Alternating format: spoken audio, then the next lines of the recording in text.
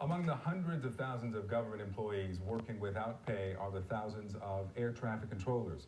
And joining me now is Dan McCabe, a representative with the National Air Traffic Controllers Association. And since we're having a conversation about politics, important to disclose that the union endorsed Hillary Clinton in the 2016 election. Dan, thank you for coming in. Yeah, thanks for having me. First, the president just said there, I don't know if you heard there because we were actually talking when it happened, is that the president said, when asked about the safety net for the federal workers who are working without pay, he said that, well, first, you're going to have the wall, and so people are going to be safe, and the great majority of people who are working without pay or not working support what he's doing, agree with what he's doing. Do you?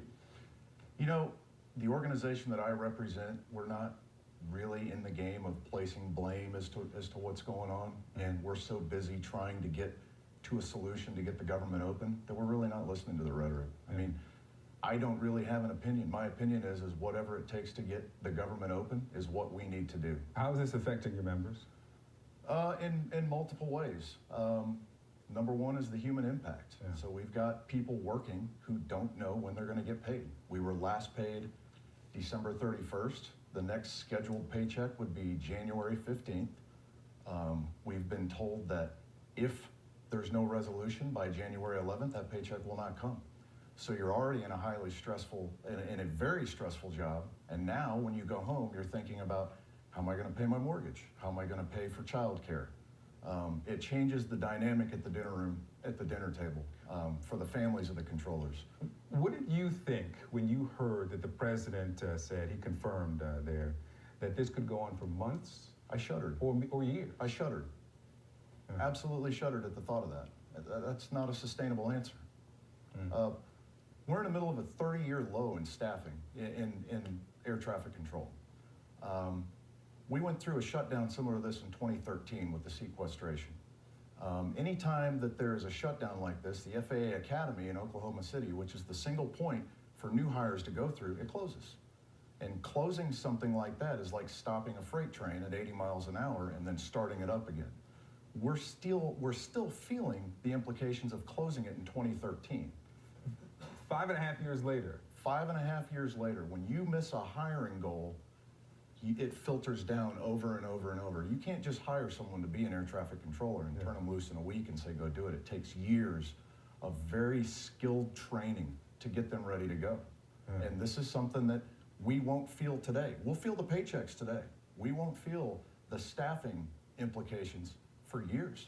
And then it'll go on for years. And it could go on for years. Let me ask you this, because we are in Atlanta, Hartsfield-Jackson International Airport, the busiest airport in the world. The Super Bowl is in a little more than a month, well, less than a month actually.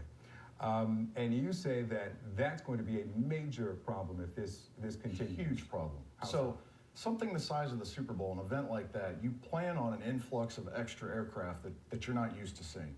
So as you can imagine, having Atlanta Hartsfield and a lot of other busy metropolitan airports around, it's very busy airspace. It's some of the busiest airspace in the world. We're looking at adding what we believe to be about 1,500 extra flights per day into the system around Atlanta. And that's for a few days prior to the Super Bowl up to a day to 2 days after the Super Bowl. So for the better part of a year, we've been planning, how do we get these airplanes in? How do we get these airplanes out? How do we do it at the margin of safety that's acceptable to us, which is 100%? How do we do it without reducing the efficiency that everyone in the Atlanta area has come to expect from us?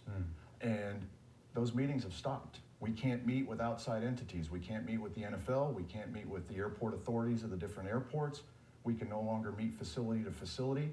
We can't even train the workforce in the building that I represent because there's no one to send out the computer-based training to even explain what processes have been put in place.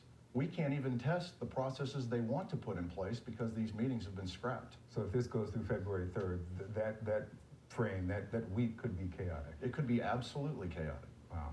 All right, Dan McCabe, thank you so much for helping us understand the gravity beyond Washington, because often we talk about this in a DC metro framework, beyond Washington, what this means to the people and to all the agencies that are impacted. Thank you so much. Thanks for having me. All right, Christy.